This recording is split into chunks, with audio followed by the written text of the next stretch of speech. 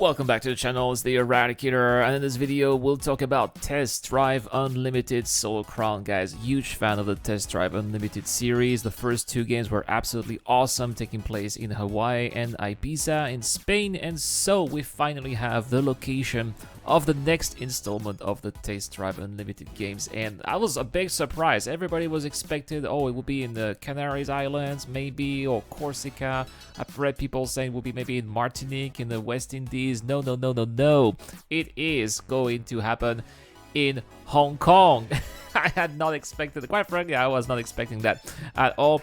Especially, well, given the current situation right now, this is not really a place that people really want to go at this time, especially because of the repression that has been happening right now. But nevertheless, this game, the game development started before the event that took place in that territory, so we'll be overseeing that, right?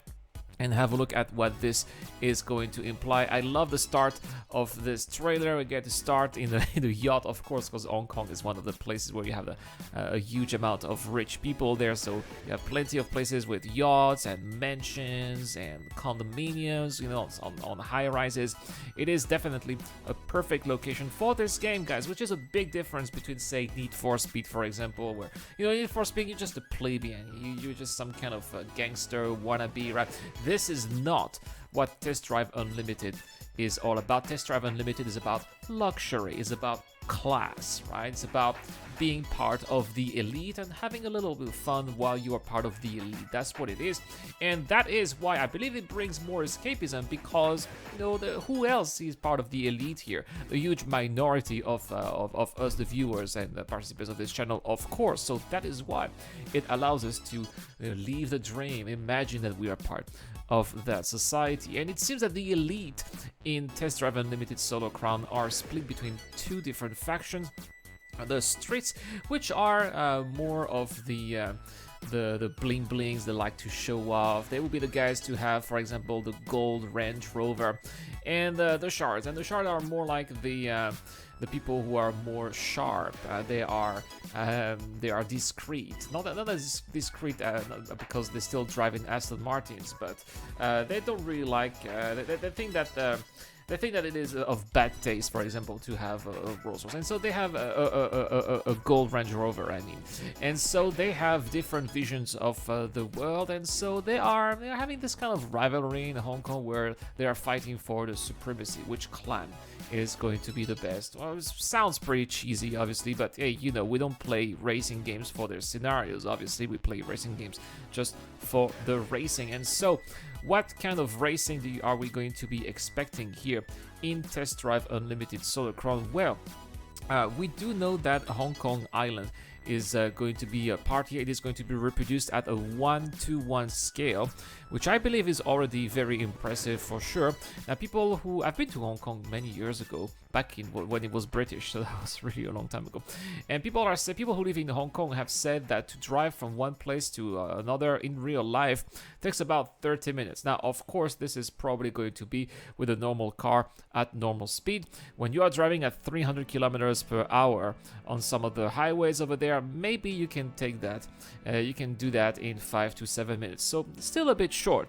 That's why I do not expect Hong Kong Island to be the only part of the game. I think that it's going to be the entirety of Hong Kong. But we'll talk about that in another video another day, why I think that this is going to be the case. We also have seen a couple of new reveals when it comes to cars. We've seen the BMWs.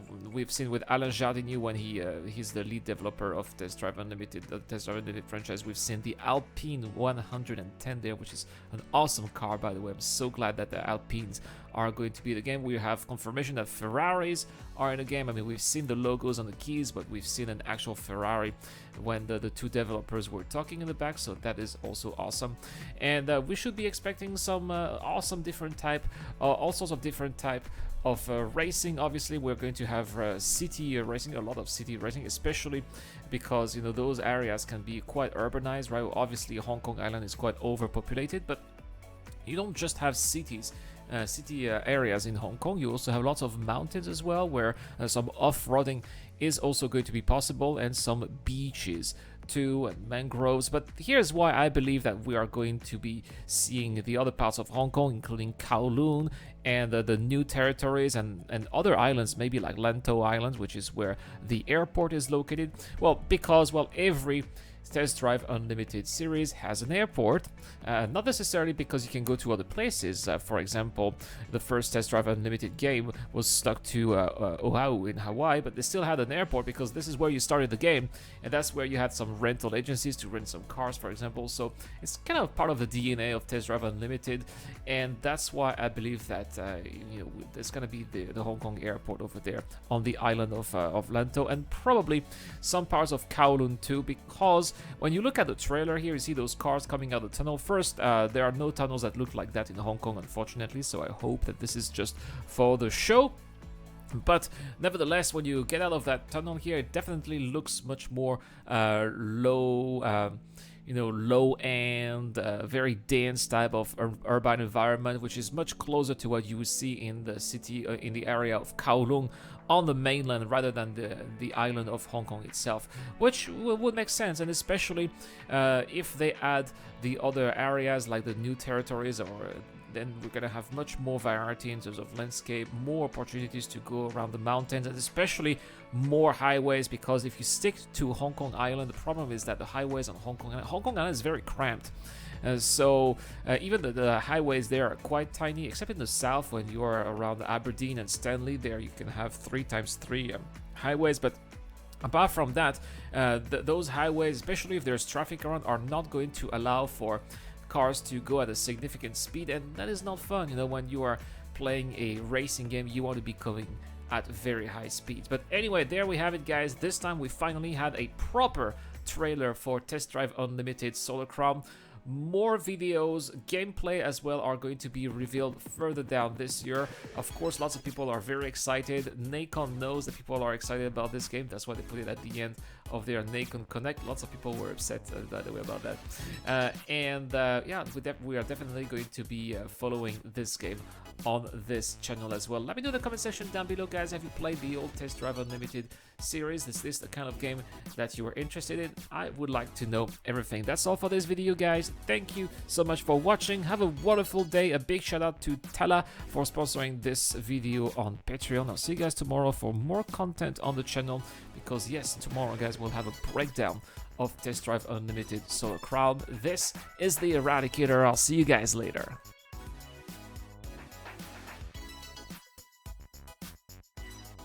This video is brought to you by the people who support this channel on Patreon and via the join button as well. Supporters of the channel get access to lots of cool perks, such as access to my private Discord, your question answered in the show, you get to know when I'm going to play, and also you get to have a chance to influence the editorial line of the channel. Any help is appreciated, starts at just $1 a month. Thank you very much for watching. This is the Eradicator, and I'll see you guys later.